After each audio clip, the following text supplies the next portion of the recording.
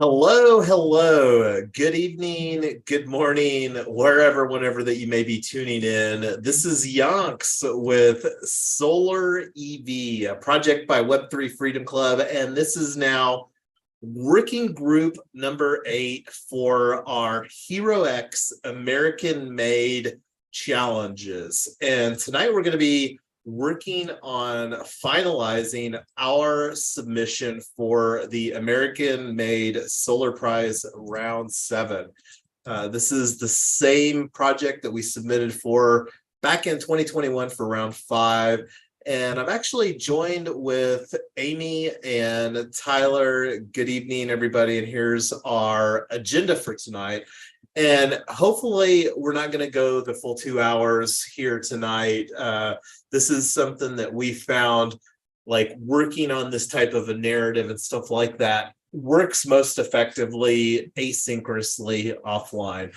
But did want to go through and talk about a few things here. First of all, this is something that I'm going to continue to be talking about. This Solar Prize Round 7. This is one of 3 Hero X contest prizes that we're going to be submitting for. Our next working group will be on Sunday, October the 1st. Well, the next one, besides the one tomorrow, where we're actually going to go through, upload the documents for our official submission. That's one of the things that we love here is radical transparency, and it goes into that ethos, we biddle in public. But anyway, we're still accepting new teammates for this project. Not going to go into details right now. This is something that we'll be talking a lot more about in October 2023 as we're leaning into this team submission here for Community Energy Innovation Prize. And here is our team for Solar EV, decentralized community solar, and EV charging for gig workers. But anyway, getting back to our agenda. So I'll come back to these items here because this is really where we're going to be doing most of the discussion here tonight. But wanted to talk about our calendar and some of the upcoming working groups that we've got. So let me bring open that window here. This is our Google Calendar for Web3 Freedom Club. And we're still in October today, October or September 20th. So we've got a let us meet for tomorrow. And let me just go ahead and see. Oh, my mouse is doing some funny things here. So let me see. I'll actually open up that let us meet here real quick because might as well probably go ahead and get this finalized because that's one of the things that need to put on the calendar because it is tomorrow. And this is just planning on doing a 30-minute time frame here tomorrow. And it looks like we only have one time slot that everybody is available for. And this is the 1 to 1:30 Mountain Time slot. So let me go ahead, get this scheduled here, save. And that's when we'll do our time slot for tomorrow to actually go through and upload the documents for our team submission. So I'll get the that added to our Google Calendar as well. So besides the one tomorrow, that's that short one that we just scheduled via Let Us Meet, we're going to start our normal time frame. And this is one of the things that I'm looking forward to. It'll make the coordination, well, it'll eliminate the coordination because we're just going to put it as a reoccurring. And I'm not actually going to add it as a reoccurring on this calendar because there is some process to go through to get the Zoom link and stuff like that scheduled. But the one here, this is where we'll finalize our other team submission. And I'll talk a little bit about one of the requirements that I sent everybody some emails on here shortly. And one of the other things that really wanting to do with this working group on October the 8th, and this is one of the things that I would encourage each of us to kind of take a look at. We have access. We started going through that a little bit on our office hours here this last week. On office hours number 4 was the B Corp process. We are planning to be a certified B Corp. And this is one of the things I'll go ahead and bring open because I actually have this window open. Because one of the things that we're doing for our Hero X's that we're submitting for JEDI: Justice, Equity, Diversity, and Inclusion. And this is the page from bcorporation.net, which is the B Labs that handles the B Corp certification process. And this is one of the things that will make it easier for us to leverage best practices. And that's one of the things that we have and will continue to talk about, is that we are dedicated to implementing and refining best practices. And by being a part of a larger body of responsible organizations, other certified B Corps, this will make it a lot easier to utilize best practices within what we're doing here. So that's one of the things that we're going to focus on during our working group on the 11th, or on working group number 11 on October the 8th. And the nice thing about this from a timing standpoint is the other project, the one that I just spoke about here for the Community Energy Innovation Prize, it's got an upcoming webinar here on October the 12th. And this is one that I would encourage everybody to register for. I'm going to throw this link in Zoom. This is one that I anticipate will probably be an hour and long, and it'll likely be recorded. They've had these recorded previously, but I thought that it would be more fun to participate live, and I don't know if they're going to be doing any types of questions. And we'll likely do, and this is something that I'll evaluate here when we get back in town. We've got a lot of travel here the last week of September and the first week of October, myself and Tyler. But we'll likely do an office hours over here, maybe not. And this is something that, again, we'll make a decision here for this working group. And then like I said, we'll be on track for maintaining here on a weekly basis our working group. And that's to continue to move things forward for solar EV, decentralized community solar and EV charging for gig workers. So anything, Tyler or Amy, do you want to chime in on any thoughts as far as our upcoming schedule of events? Pretty exciting. We're this close to the finish line. Yes and no. We finished line for submitting one of three, but the work is barely just starting. As far as getting a deadline, checking this box, I would absolutely agree. One of the other things that I don't have on this calendar and won't likely put on the Web3 Freedom Club calendar is that we have started hosting some Cryptorado events literally up the street from Tyler and I for Cryptorado of North Denver. And that's one of the things that we'll be having on, I think the next one will be out of town on the 28th, and we've got that set to recur bi-weekly. So I think the next one would probably be on the 12th of October. So that's one of the things that I'm really looking forward to. And one of the things too that we'll absolutely be doing, we've talked a lot about hybrid events. We'll continue to talk a lot about hybrid events, especially when we're talking about solar EV and onboarding potential community solar subscribers, whether that's people within the community or gig workers, and the gig workers would likely be in the community as well. All right, well, getting back to our agenda. So talked about the calendar and the upcoming working groups. So let me go back to the teams that we're on. So the one that we've got that is coming up, this is not the one that we're going to be finalizing today and tomorrow. This is the one that we're going to be finalizing on October the 1st. And it has on the timeline for submission is October the 4th. And this is another one that's very well aligned, perfectly aligned, fast tracks the efforts of solar developers to learn and grow their operations to support multiple successful community solar projects. That's what we're wanting to do, is to support multiple community solar projects.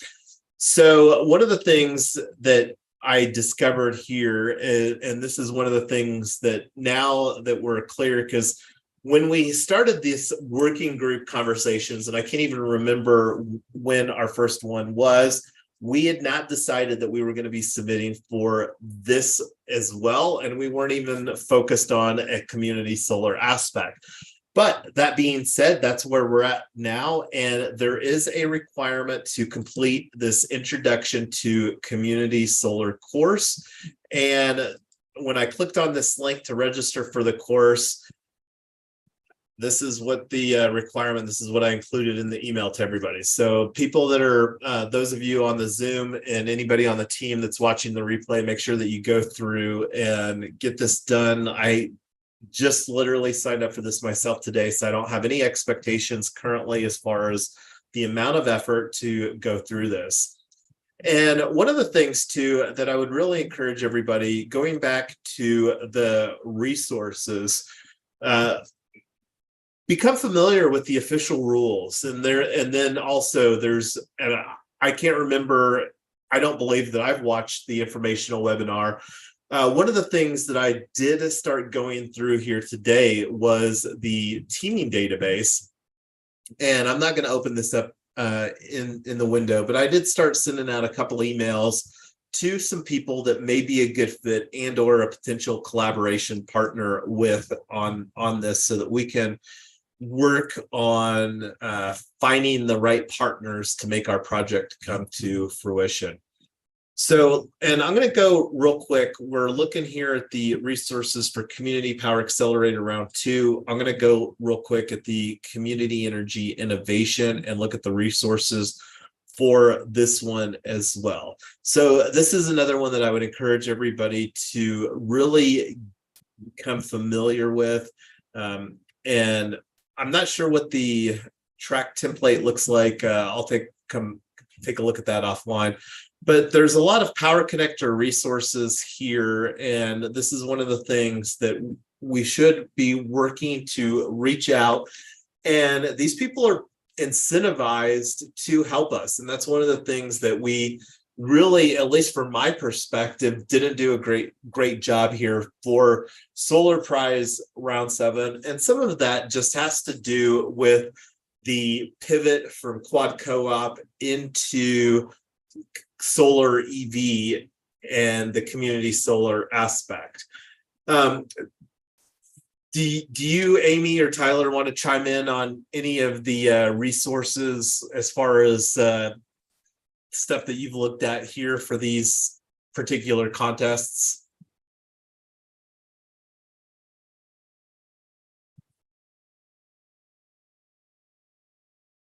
No, I don't have anything for these. I've been working on the I've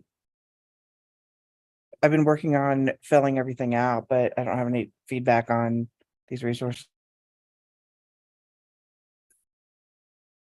Yeah, so let's see if we can do as far as the ones for the community prize, community energy prize, because the community power accelerator, that one's where we've got also a limited window of time, but we have a really long stretch of time on this. This prize was literally just made public like super recently here, like looking at the timeline.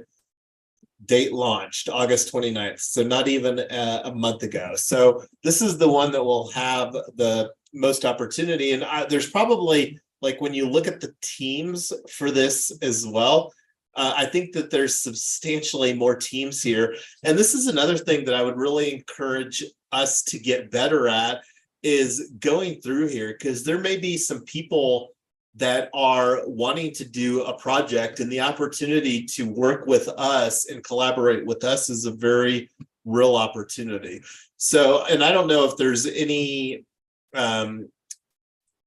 negative aspects as far as facilitating and reaching out and fostering conversations within the community framework on that sort of thing, but something to think about. And we'll be talking more about this one. So moving on, talked about all of these, talked about the review the resources. So this is where we're going to get into most of what we're wanting to spend here this evening on, is going through and reviewing, and this is what we're actually going to be PDF-ing here for the ready contest submission. And one of the things that is not super clear to me, and I can't remember from the last one that we submitted, do we have the opportunity, Tyler, do you, or Amy, do you remember if we can submit multiple files, or does it have to be just one single PDF? If you look in the requirements, it says you can submit up to 5 images and you can submit letters and whatever. So I took that to mean multiple files, but if you want to merge everything into one file, I mean, I think it probably I would, yeah, I would rather not if we don't have to. And that's another reason that we're kind of allocating the additional working group, is so that we can kind of get some feedback and then have the final opportunity between now and our scheduled time tomorrow to really like finalize and come to a consensus. Hey, this is what we're standing. We're putting our name on all of this. So anyway, I'm going to just roll with, I think that we can upload multiple different files in support of the document. But and the kind of the thoughts on this is that there's quite a bit of extra stuff in here. And just a side note that I did white out the team information here since it had some phone numbers. Didn't want that live streaming. So help me remember, Tyler, to remove the whiteout. So like right now, partners and American Made Network, this is one of the things I was talking about on the resources and the connectors that we did not really utilize for this contest submission. And that's one of the things that I would really encourage us to get better at, because like when we're operating in a known space like community solar, this isn't a question mark as far as regulations and stuff like that. And anyway, so are you completing in the Jedi contest? I don't know if this is just a yes. And then here's the link to the video. I'm not going to go through that here. Already shared that with everybody. So cover page, and this is the kind of thing, I don't know if we should just cut this out like when we're submitting our final PDF. I'm thinking that we probably should. But anyway, so this is what I was wanting to go through. And first of all, I want to really give Tyler some public kudos here, because she's the one that's done most of the efforts on not only the white paper, but taking what we had in the white paper, that was most of her efforts, and then transposing it here. So you get an A+ for the efforts on really getting the stuff brought over here. So thank you for all the stuff that you've done here, Tyler, on this. thanks, I appreciate it. So I'm just going to go through here and read this. Everybody can listen and see how this sounds. The problem, there isn't a network of DC fast, and I'm going to just make this is not.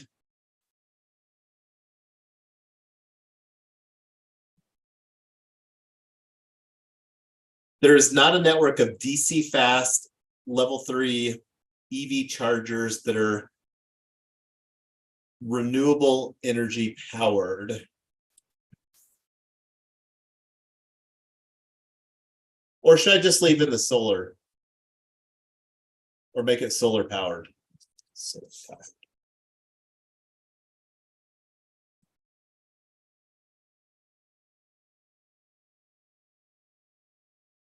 There's currently not a network of DC fast level 3 EV chargers that are solar powered. And I'm going to just solar farms that currently exist only feed the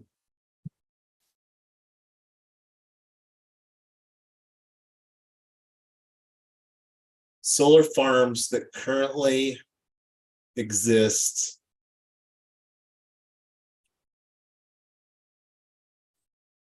are normally located remotely and feed into the grid.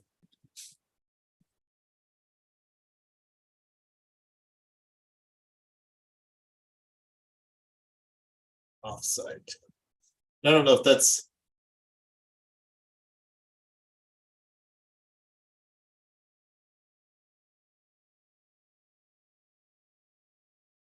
additionally, there are thousands of parking lots across the country that are within 1 mile of US DOT alternative fuel corridors and would be an ideal location.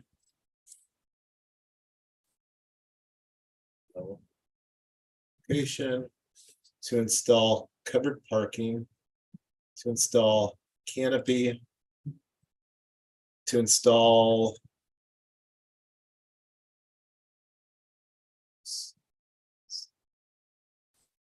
solar panels deployed as a parking lot canopy with smart battery storage. Let's make this lowercase.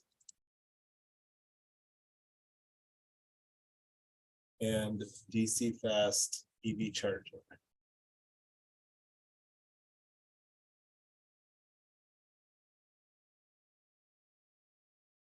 They're currently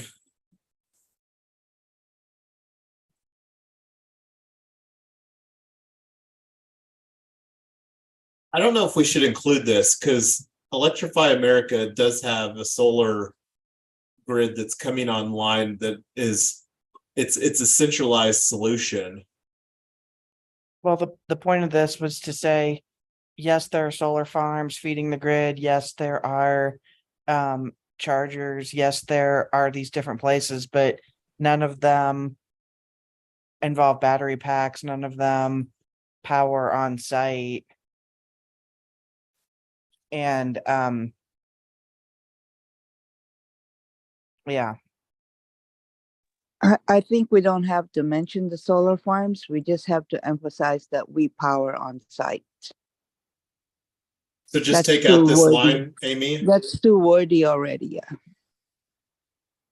I'm fine with that. Solar farms that currently exist. Solar farms that currently exist are located remotely and must rely upon the electric It's grid not even for- necessary to say that because those solar farms that provide the solar grid does not necessarily affect the EV chargers. It's not Well, related. that's not entirely true, Amy, because Electrify America, one of the largest DC fast EV charging networks, does have like a ginormous solar farm that's specifically being built for their EV charging network. But it is reliant upon transmission across the electric grid. And it doesn't add any resiliency to the electric grid. That's the big and which state is that? Because forming a nationwide electric grid for that purpose is also costly. But yeah, I mean they Electrify America, Volkswagen had to by court order invest $2 billion in zero emissions infrastructure. So, and Volkswagen has been spending a lot of money on their. So here's the Solar Glow one. It's a 75 megawatt offsite facility. So this is this is a press release on Electrify America's website.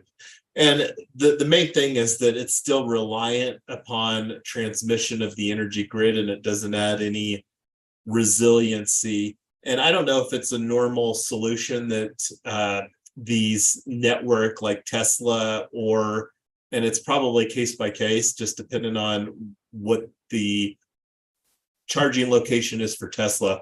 But the way I understood solar, they hook up on the local electric grid, and I don't know if they create their own grid, but I will dive into that. Yeah, so and this is one of the things here too. Electrify America's Solar Grow is the result of a 15-year virtual power purchase agreement with developer TerraGen. So whatever TerraGen is, they're facilitating it through a 15-year virtual power purchase agreement. So that's one of the things that's currently outside of the scope of what that looks like as far as these offsite. And that's the thing that's so amazing, I think, about this particular model, is that we're actually increasing the local resiliency of the grid by creating these distributed energy resources. And I don't know if that's something, and maybe I should put, most solar farms that currently exist are located remotely and must rely upon the electric grid for energy transmission. So with solar EV, and this is a problem, not the solution. Additionally, so I'm going to read this again. Most solar farms that currently exist are located remotely and must rely upon the electric grid for energy transmission. Additionally, there are thousands of parking lots across the country that are within 1 mile of US DOT alternative fuel corridors and would be an ideal location to install solar panels deployed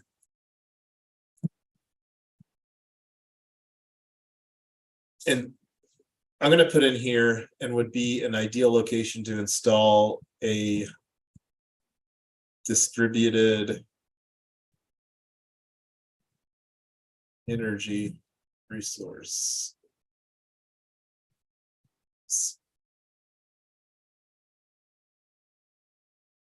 I don't know. I'm going to take this line out here too, because I think that this is getting into a solution and not the problem.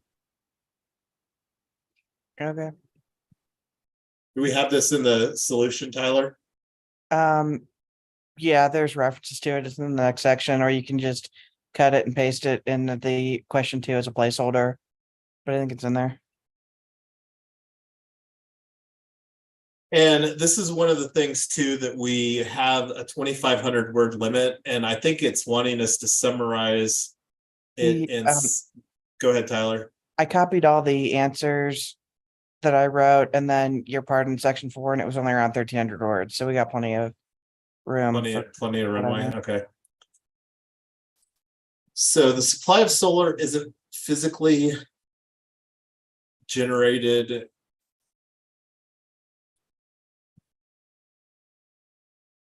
The electricity generated from solar isn't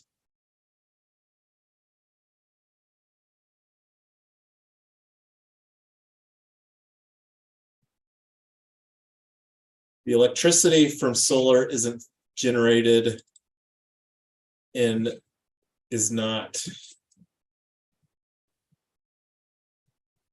generated in the same location as the demand for solar.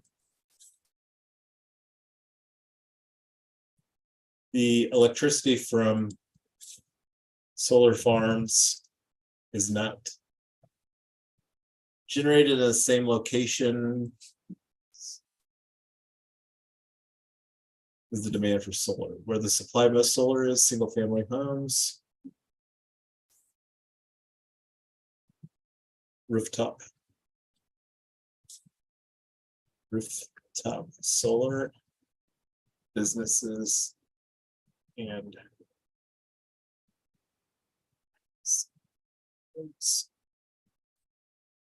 solar farms where the demand for DC fast EV charging is. Go ahead, Amy. I think the main problem we're solving here is also if there is damage to the grid, that we are not affected by it because our solar is local and on site. While if it's attached to the grid, if there's any natural disaster, that will affect the supply. That's absolutely true. And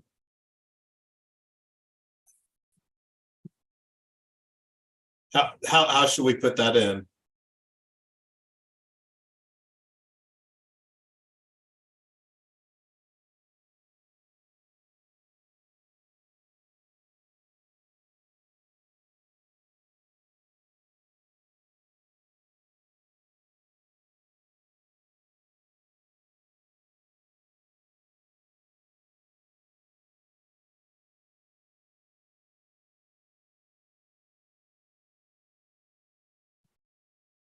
Furthermore, off-site remote solar farms do not increase resiliency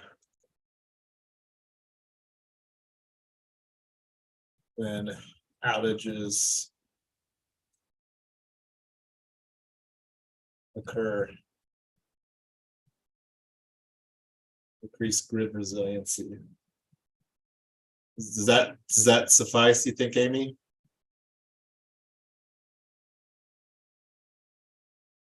You can write electric grid resiliency because they are attached to the electric grid.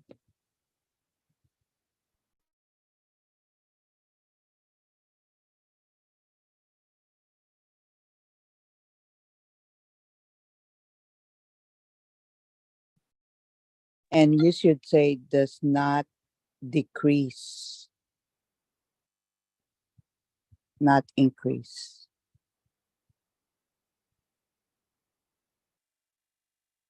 Right here. Oh, well, yeah. Yeah, let me see. Do not decrease. Yeah, I think it should say decrease. Oh, no, you're right. Increase because you're wanting the resiliency. Okay.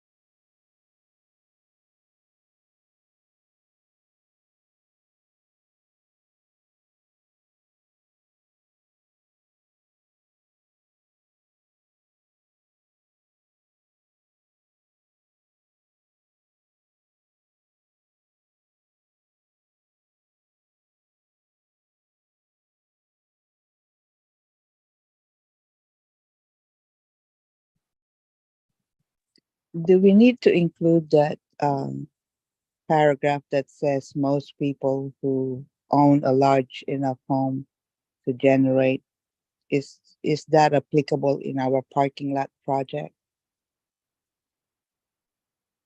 I think that Tyler's just talking about, like, generally speaking, how EVs, it is kind of wordy, and I think that this is coming from a lens, and I don't know if you wanted to speak on it, Tyler.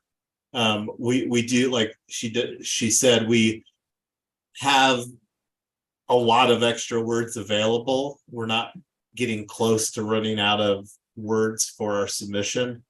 Well, so But the- some of this, yeah, Amy, I agree, it is a little wordy. One of the things that I felt like we got feedback on our prior submission was stuff wasn't spelled out enough, it wasn't specific enough, it was too general. And so one of the things I'm trying to really make the case, what we're doing, why we're doing it, so we don't get that feedback again. If you think it's too much, I mean, we can take it out, but that was the reason.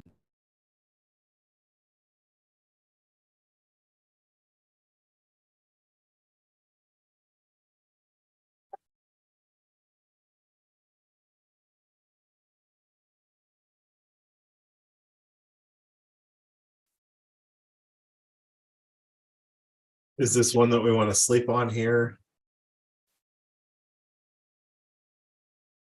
Yeah, I was just thinking that it's not connected, but it might be.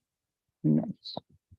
Well, what the section was um the two options you have to charge are you either go to a public charger or you charge at home. Like that, you really don't have any other options. Um, the reason why solar powered EV generation, so most people who own EVs who have solar at their house charge at home because it's great, but you're not a gig worker. So it's sort of this Venn diagram of pick two out of three, you charge or you can have solar or you're a gig worker.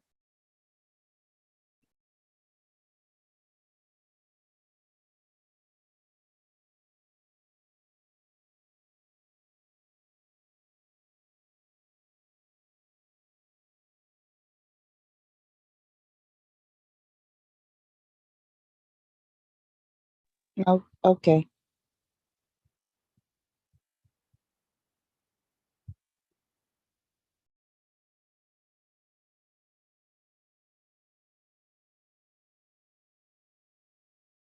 And we're talking solar infrastructure, right? Or just solar, or are we talking charging infrastructure? Yeah, charging infrastructure. Actually, no, both. The solar farms are not community owned, they're owned by companies or maybe the government. And private charging infrastructure, solar farms, and private charging infrastructure, none of it is community owned. Like if you wanted to buy a section of Charge Point or Electrify America or a solar farm, you can't. So that was kind of the point on that.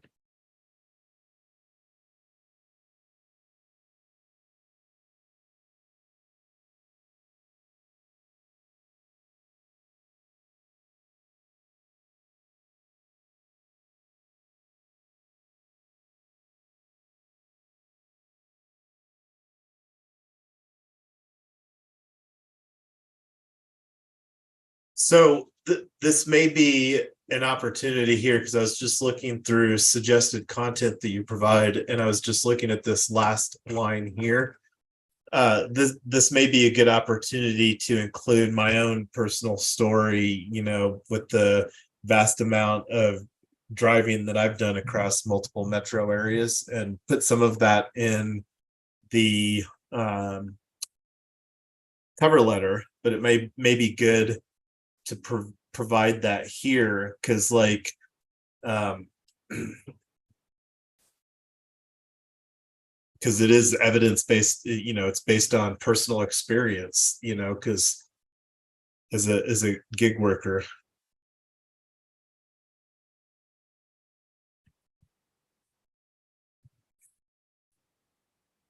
Do we have the data of how many gig workers have EV cars?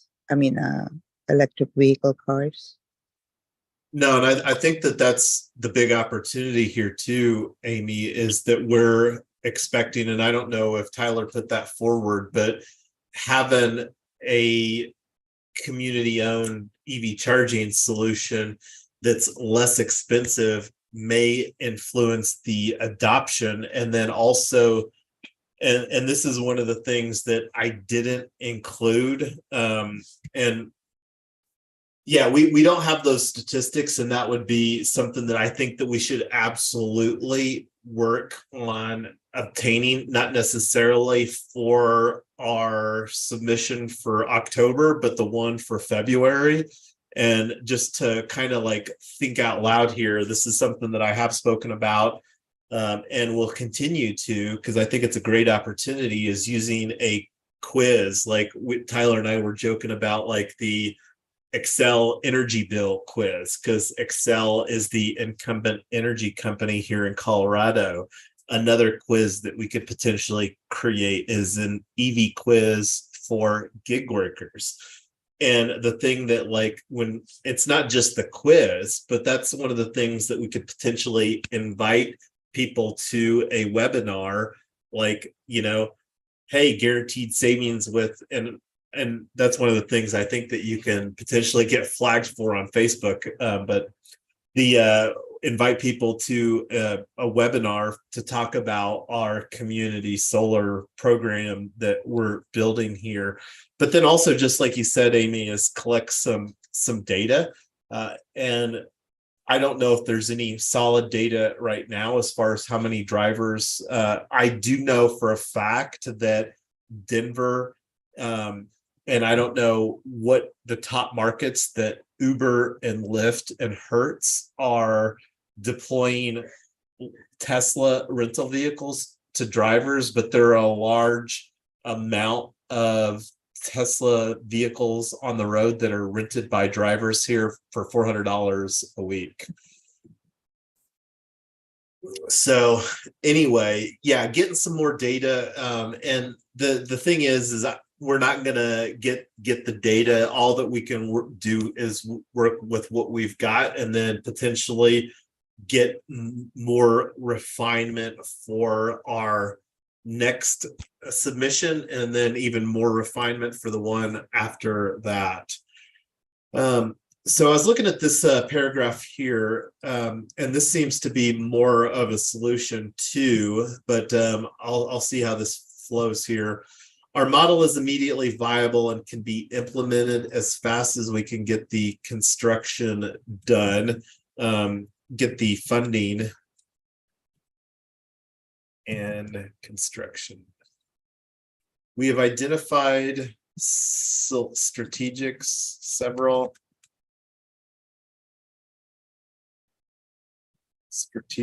sites. And again, I'll take a look and see what we've got here as far as this solution. The most important part of the solution is that it's community owned, has a clear use case and market, and is a shovel-ready project. Gig workers put more miles per year on their cars than most drivers, and building DC fast charging that they can own a piece of will incentivize them to both switch to electric and use it more frequently. Switch to EVs and use it. I don't get this here. And use the charging versus charge point or versus wherever. Charge their cars at our chargers.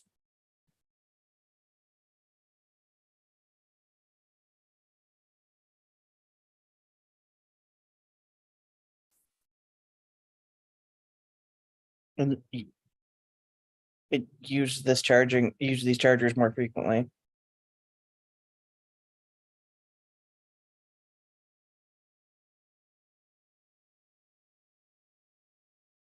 I'm wondering here, and I was just taking a step back to this line here. Is there a statistic that we could find for like how many miles? Because like, talking about like doing a 3x or a 4x as far as quantity miles really, I think, would paint a more clear picture. And hey, Double D, welcome. Glad that you joined us here. We're just going through the submission template here that we've been working on as far as the final narrative. So as far as these go, the statistic from Lyft is, or that's on Lyft.com, is 140 to 200 miles a day, while the average American only does about 35 miles a day. So 5 to 7x versus just a regular driver. And yeah, I think that that's probably something that we should substantiate with some numbers there. I think that that's the kind of numbers that would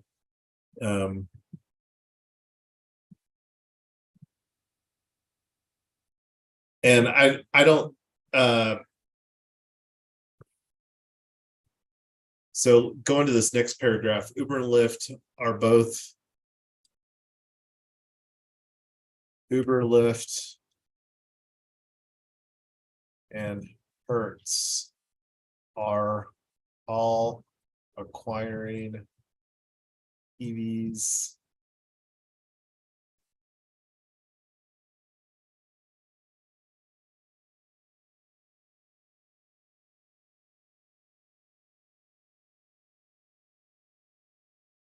drivers on or platform gig workers for their platform.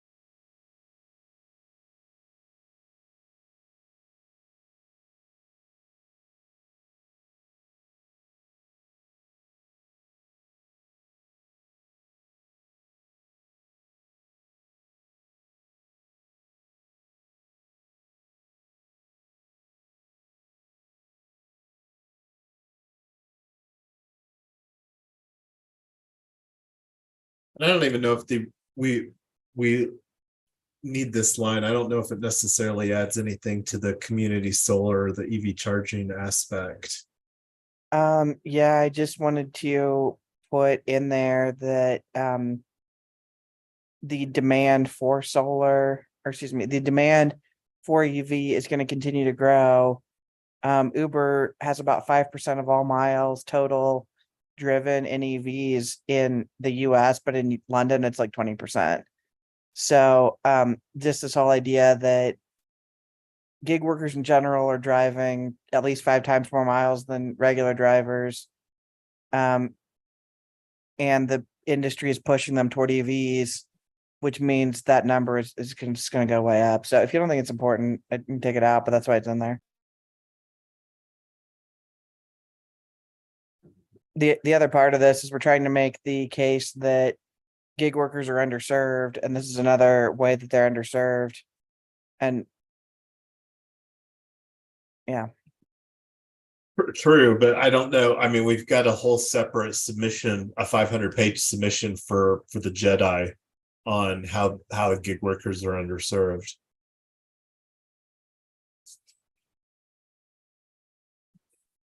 500 page or words? 500 words.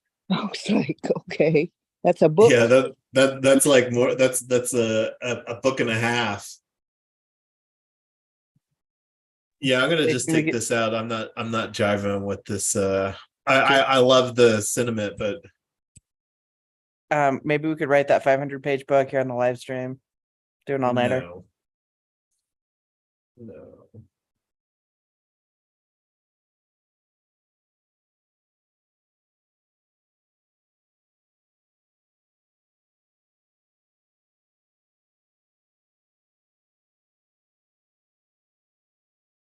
Yeah, sorry. Is the 25% youngs? Please can you go back to this before solution? Is it 25% below the market rates for the community subscriber, talking about reducing of the price for the subscribers? Like I think, Jason, you should take out the 25% because we don't know if that's gonna be the number or not.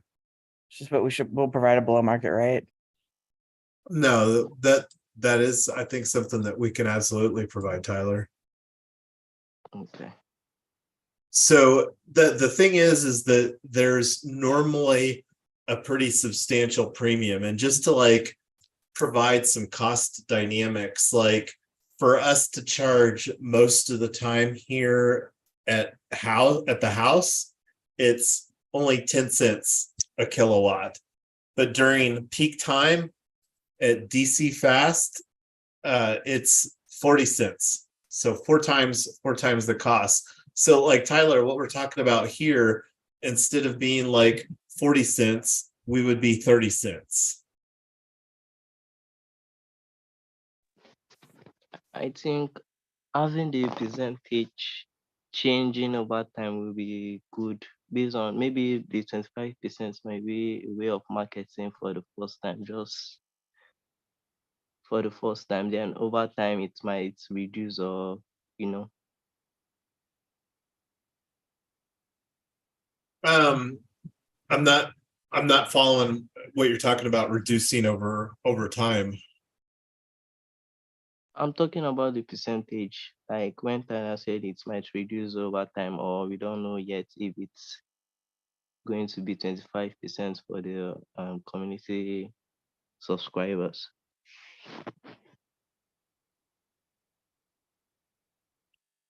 So what this is too, Tyler, is when I'm talking about the community solar subscriber, I don't even know if most of the people that are going to be DC fast charging, these are the people that will be like our customers offsite as well. So like here because we're not wanting to get very many solar subscribers, because we're wanting most of the power to be consumed through DC fast charging.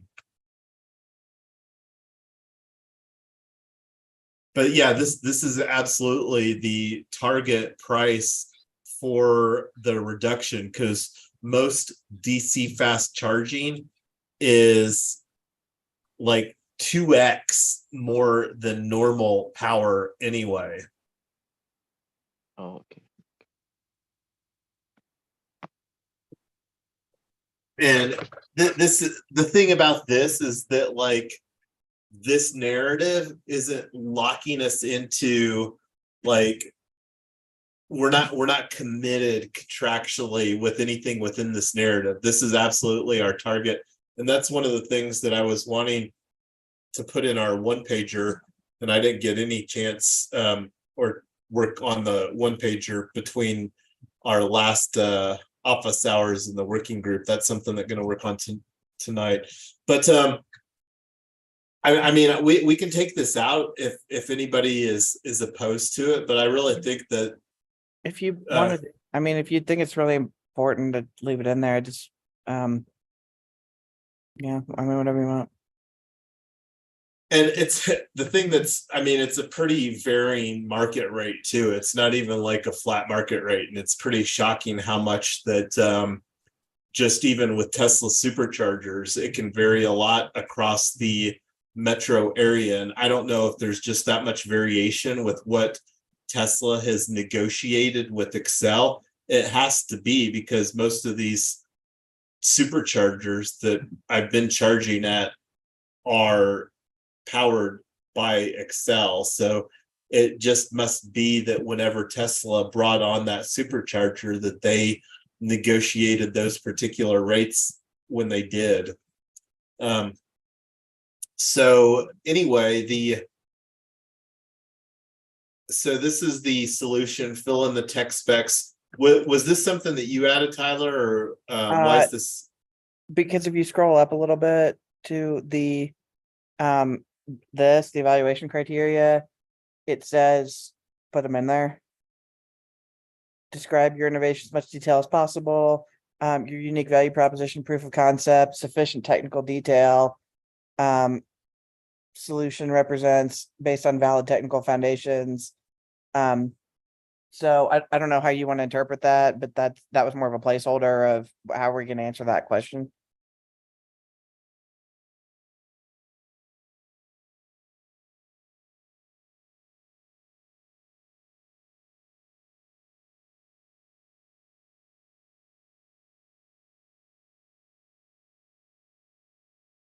And this may be an opportunity that House bill that I sent you is, I think, even more of a reason why Colorado is so strategic, because from the looks of it, part of the reason that we're able to do what we're wanting to do in Colorado is because of the legislation that the House passed, the Colorado House, back in 2010. Do you think that this would be a good place to include that, Tyler? Yeah, number 4 already has that first House bill about the charging prohibitions. So if you want to put that in there too, or even renumber that, start a separate section on laws that are in line. Yeah, because I think that one's even more relative to community solar than probably any of these, because that's really the one that set in motion the allowance for doing community solar here, even though that Colorado is still an incumbent monopolized state, but with the community solar provision does provide some solar, community solar as an alternate option. I'll do that offline. I think that this is all some good stuff as far as the just to substantiate from a business model standpoint. So the team stuff,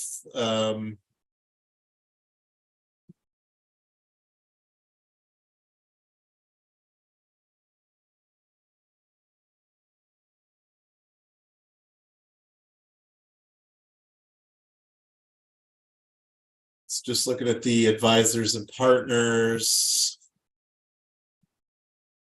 team stuff. This is where everybody can review the stuff that Tyler's got in here offline.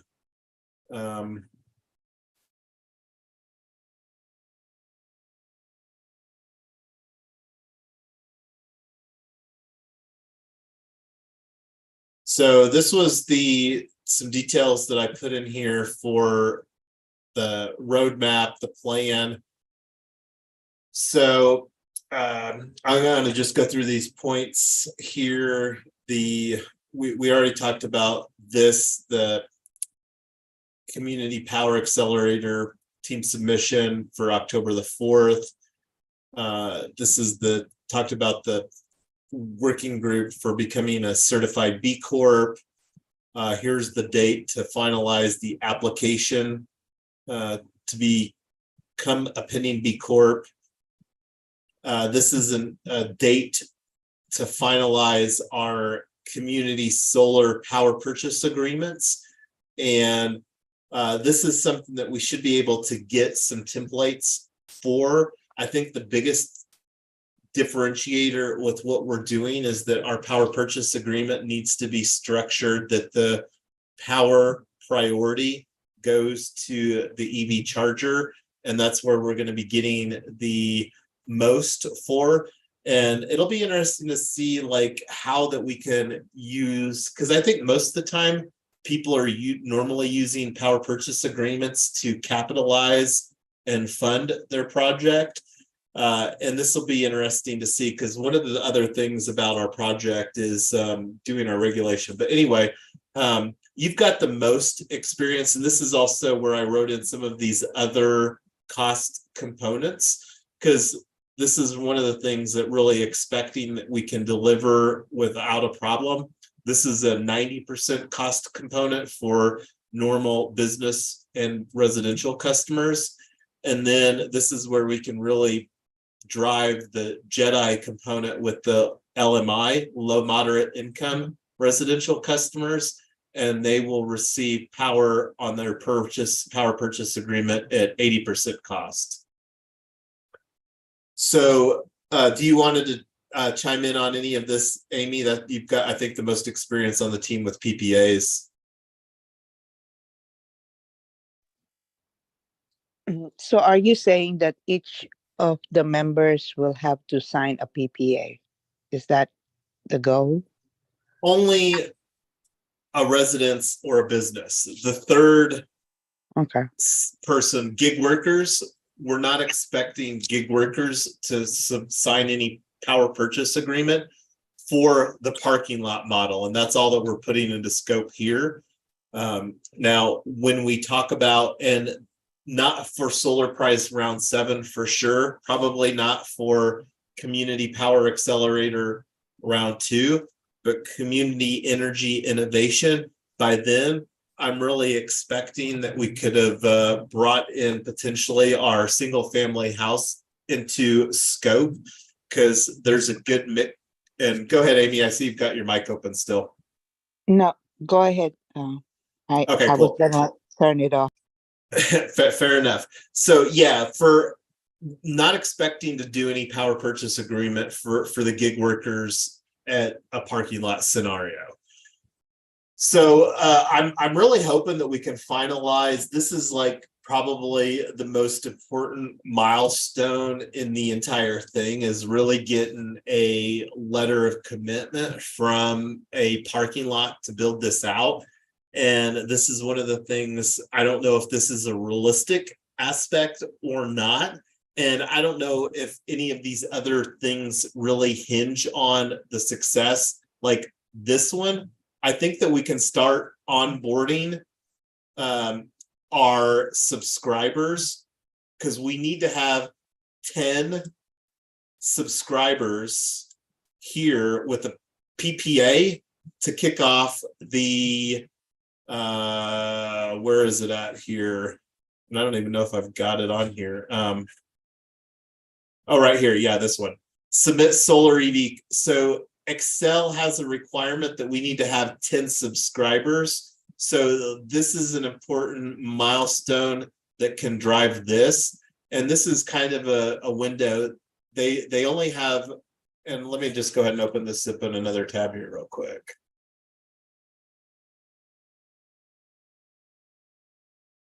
So for 2023, they only had a proposal window of March to May. So that's a pretty important time frame. So, and whether we need to let this slide or not, like, I'm hoping that we can, but that might not be realistic either. And I don't know if we should change it, or what are your thoughts, Tyler, Amy? This roadmap is part of this solar 7 project, or you're including this for the whole thing? So no, let's just rewind here to You might wanna just save that for the community solar project, or which one? I scroll down. I'm talking about the December 31 household with signed PPA, because we are doing parking lots for this one, right? We are, but going back here to the requirements is that I don't even know if somebody's done, like, I don't know if this model has actually gone through the process. And like when we're looking over here, there's the developer resources.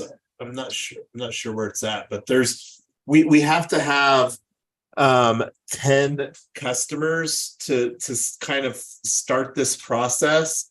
Maybe you can reword it, instead of household, let's say businesses or whatever, so that people don't get too confused. Well, I mean, just for this EV project, just for this parking lot. The LMI here, Amy, is to drive into the Jedi component. And I mean, I think that it would probably be easier to get 10 LMI households on compared to 10 businesses.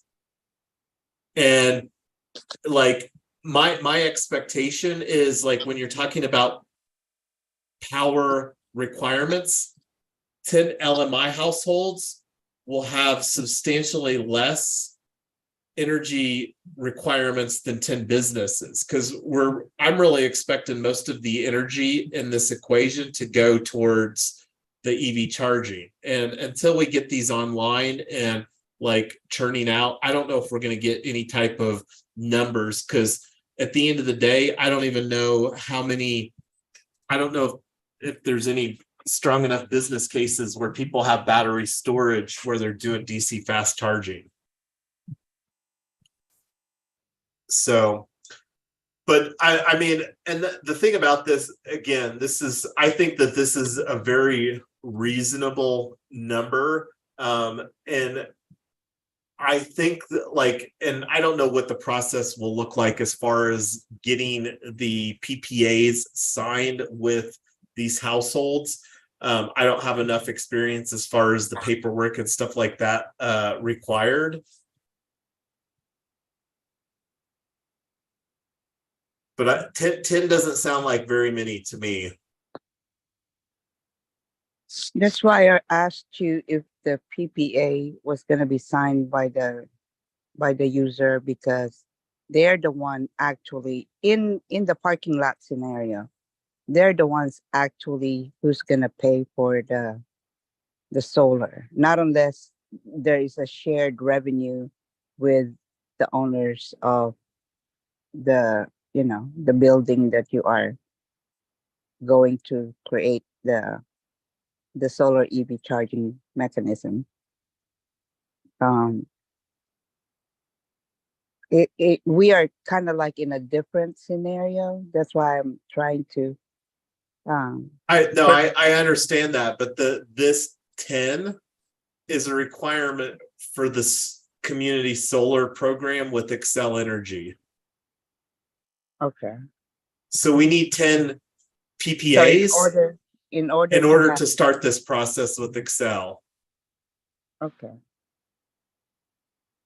So like and that was the main like over here at the resources for developers, like let's see if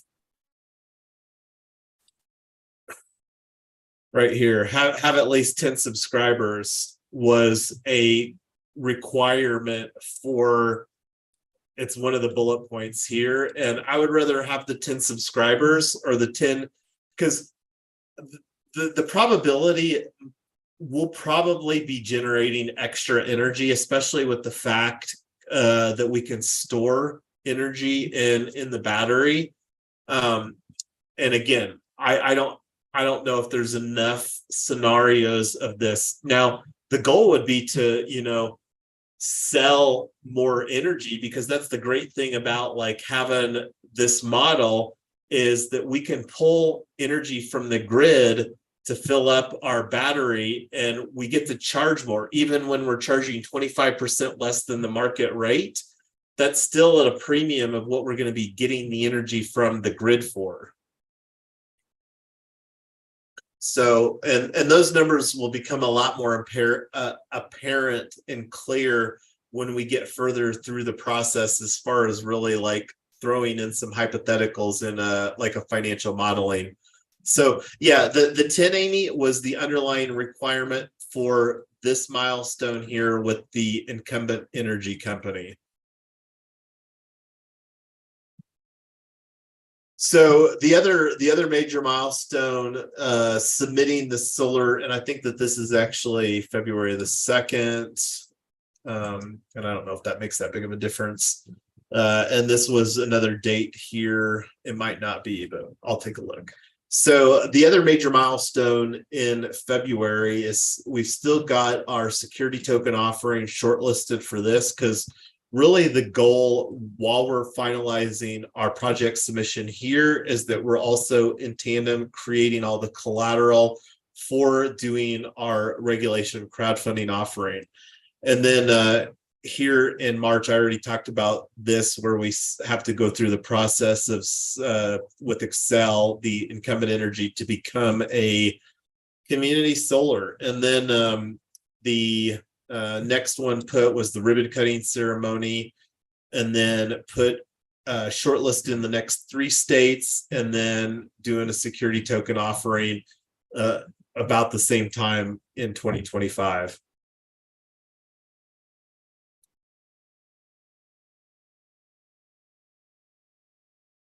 So anyway, that's what I put for a roadmap based upon what I think are some very achievable stuff. How is that setting? Tyler already looked at this earlier. Did you want to chime in anything right now, Tyler? I think it's a good game plan. I think some of the stuff is going to happen slower than we think, and some of it might happen faster, but we're not going to know. I think those are good milestones to aim for.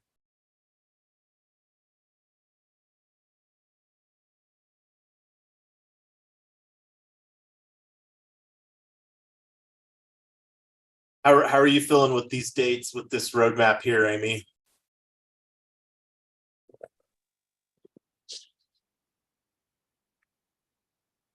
I was just thinking, the roadmap that they're asking is the roadmap of our project as a whole, or just the roadmap of how we will execute the solar EV charging So project? let's actually just rewind here. It looks like, Amy, they're saying, if we give you this money, what are you going to do with it? And again, it's not a grant or something else that says you have to check back in every month and report back and whatever. But I think they just want to make sure that they're giving money to real projects that are actually viable, and that's what we want to demonstrate.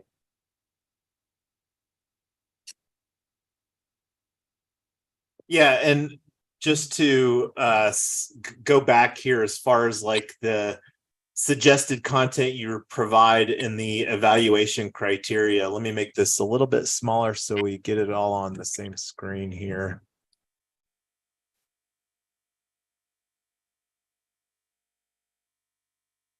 So this is one of the things that we don't have in here, is a high level budget and plan to meet your goals.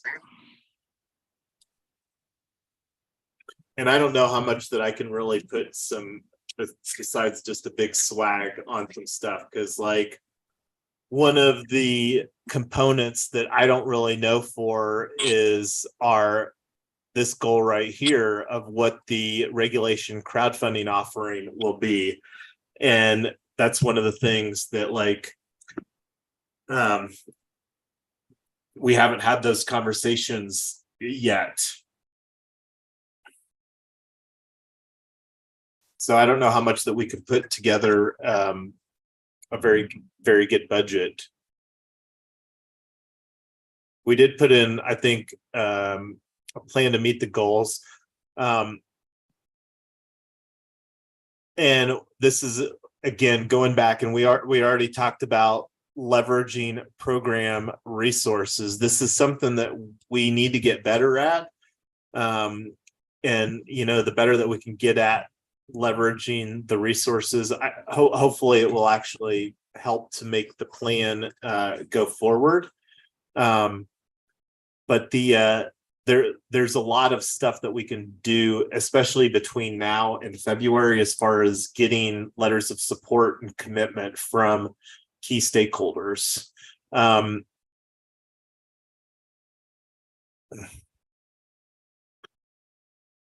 So anyway, let me go back here and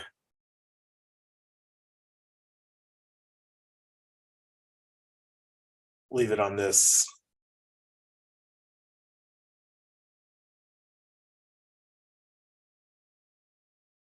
And I don't know if this is something that we want to just take and then sleep on and then see, because like that's the other great thing about the time frame here, is that whatever we're submitting here for Solar Prize Round 7, we'll get feedback before the Community Energy Innovation coming up in February.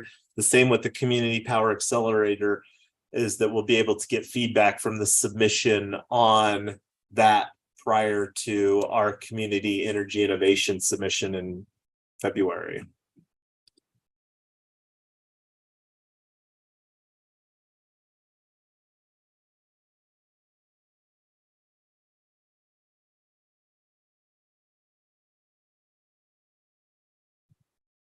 So what else did we have in here, Tyler? This, I think, was just supplemental information here. And this is one of the things that still wasn't completely clear previously.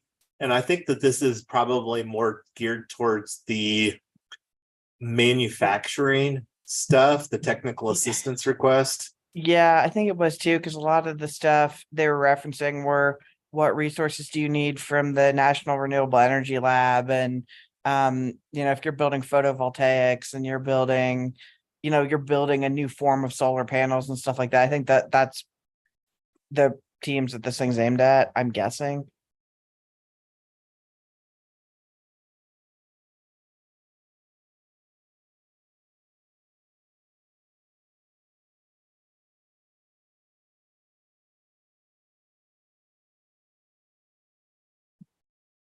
I was just looking here. Please do not submit multi-page letters.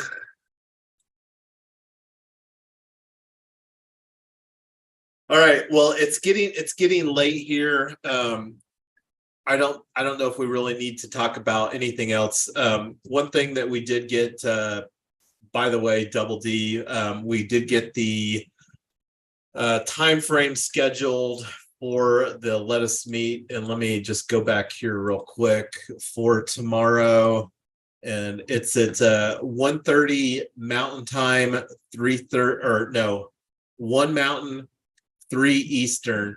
So that's when we'll be doing the that's when everybody was available. That was the only time that the 4 people that responded was available tomorrow, and that's when we'll actually be going through and uploading the stuff.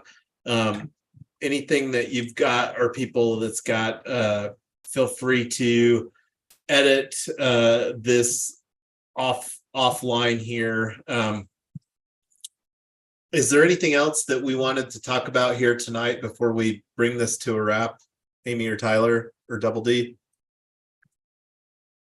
Yeah, just Double D real quick. I owe you an apology. I told you I would get you the 1-pager like a week ago, and I didn't, so I'm sorry I didn't get that done.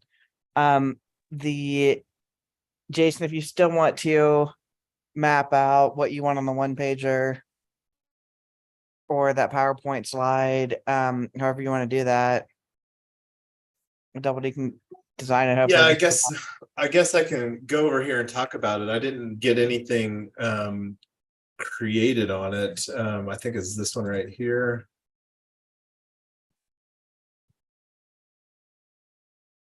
Yeah, I didn't get anything else created. Like one of the things I was talking about was doing a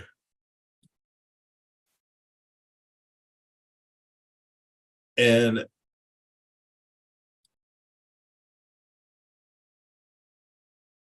let's see if I can get this guy's lined up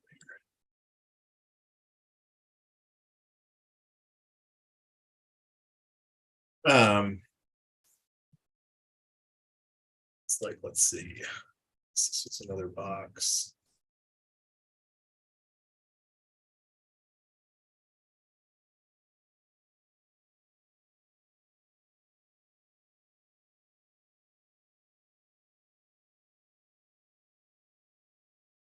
Stacking the figures.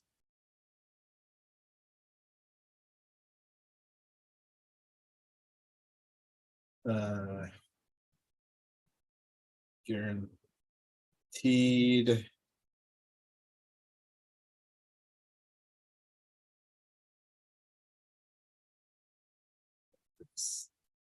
Electricity savings percent. Still business. I can't remember what I wanted in this other quadrant. Like what is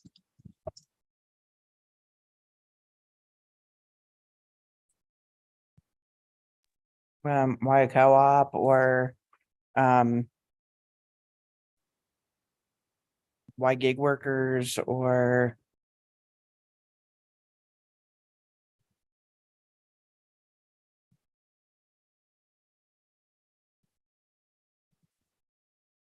energy community, opportunity zone.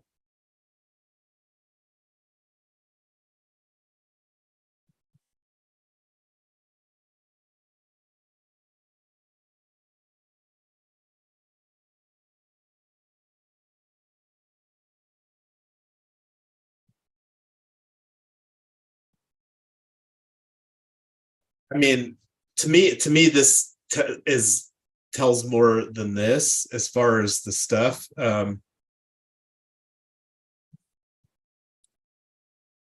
But that's me. But what do you think, Amy? Or well, we lost Amy.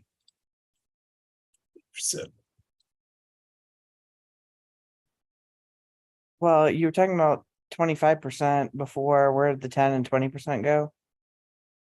You what? Guaranteed electricity savings. You were talking about 25% before in the white paper. Now this is 10 to 20%.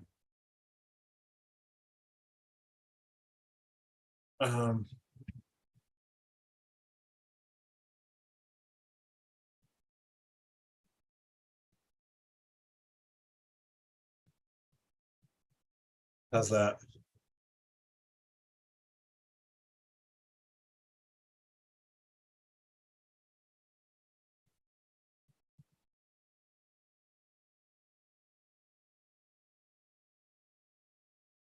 So I was just going through, Amy, like this one pager, and this could be made to look a lot better, I think. But this was kind of what. Let me just make this smaller. 12. I really don't understand the percentage here. 90% for residents saving. So instead of paying like your normal bill would be 100%. So instead of paying 100% to get your energy, you would pay 90% with community solar.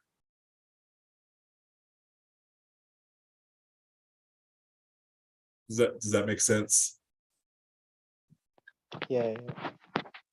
So instead of $10, it'd be $9 at 90%.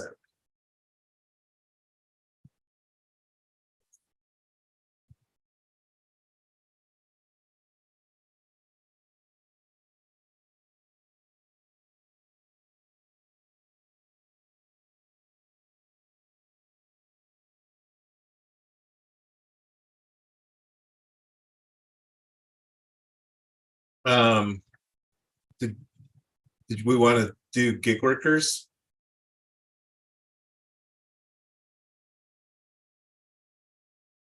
in this other quadrant, Tyler?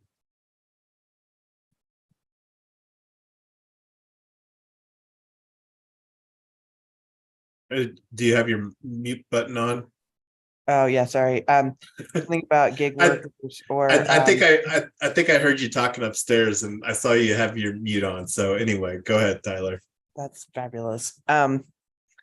The something about gig workers or the co-op or who the members are, why we're targeting benefits to the community.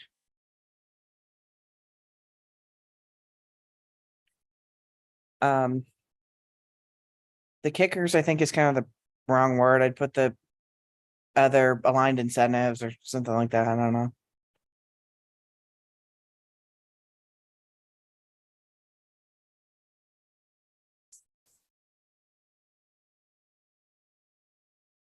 Stacking the green energy credits, green energy incentives.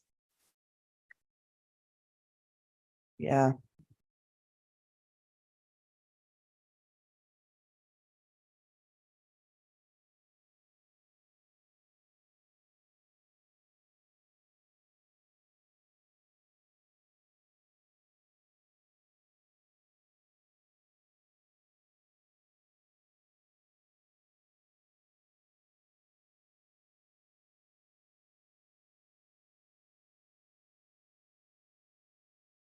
Um,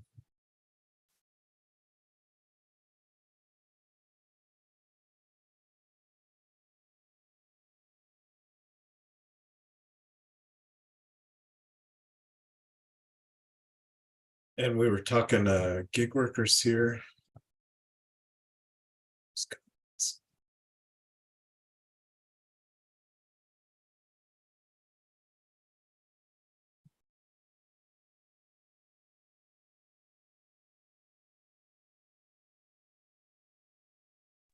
I think for the kickers, I sent you the information on some of the grants available. You can add that there.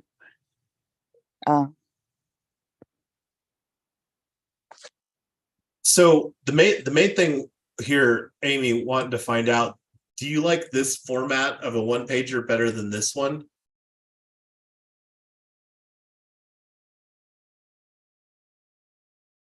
And I think that this is where somebody with like some ability to like make it a lot more visually appealing. I mean, it could be Can made. you post the other one again and let me just see what it contains?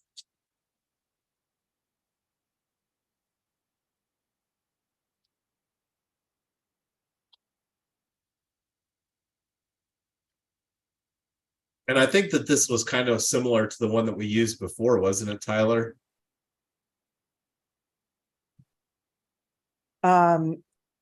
This was one that was another team's format that I changed all the wording on just for the word count. This was not my design. I was looking for my design and I actually couldn't find the one that I did design. So I need to think go. I like the colored one. Forgive me. No, But I'm I like not this gonna. in color. I'm not going to disagree, and that was one of the things that I started doing here, Amy, was like just a little bit of coloring, even on these boxes. I think would go a long way to, and like maybe make this one a Yeah, yellow. I'm pretty annoyed why I can't find my design because I actually like the design that I made last time better than this one, but I can't find it.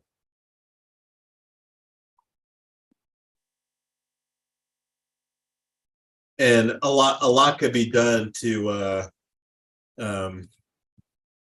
make the colors, because yeah, this one is not visually appealing, but I think as far as having some worthwhile stuff in here, and it doesn't even have to be like, and this was one of the things that I spoke about, like even having like a little visuals here instead of saying a solar parking lot and the battery, maybe just like some images or something. But yeah. Yeah, for me, I think the second one, let's say I'm someone just coming in for the first time and I see this, I'll get kind of confused with this, not really understanding what it means. But for the second one, I think it stated like problem solution, and that's more easier to read and understand. You get.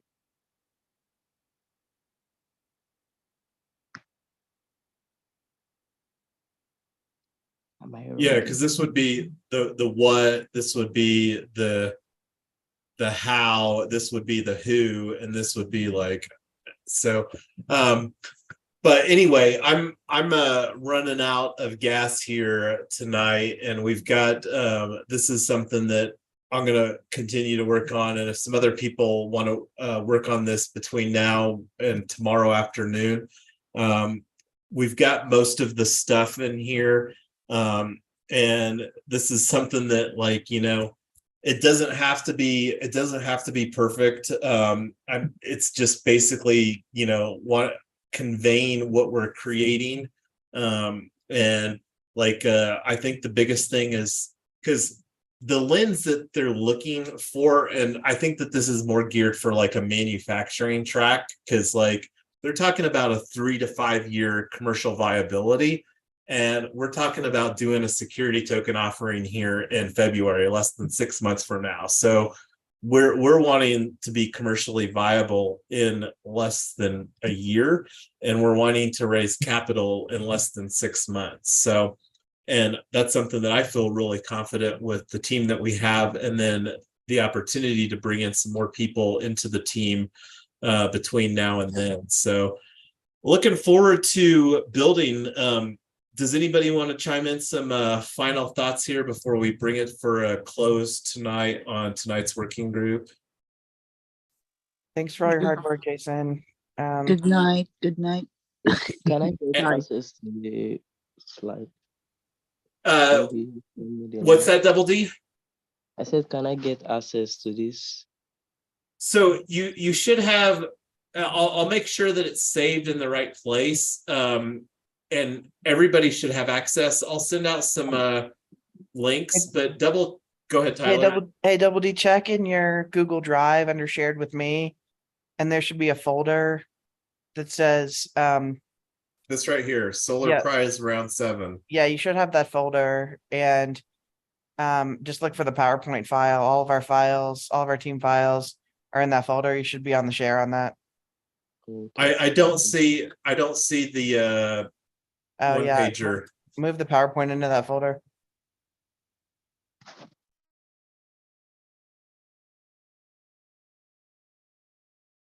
All right. It's 6 a.m. Yeah. I need to go. So does that mean that it's late or early? And appreciate It's you. morning. It's Good morning. Good already. morning. Yes. Yes. Well, thank you for hopping on early, and thank you. Oh, I'll also create a media folder, an images folder that you can use to upload, because that's one of the things that I would like to add, like here on this submission, like here on the front page. And let me change it to a mode viewing. Let me change it to a print layout. Let's see, where's that? Show print layout. So like here on this front page, like this would be a great place to put like the banner that you created, Double D. But I'll create a folder and get that shared so that you can upload the images that you've created there, because I was having problem downloading them or whatever from the LinkedIn chat. So I'll get that shared or created and shared over with you, Double D. All right. Good night, everybody. Yep. Have a good night. Thanks everybody for your work on this, and looking forward. We're close to getting this team submission, but we have a lot more work to do, and love the efforts that we are collaborating on here together. But good night, everybody.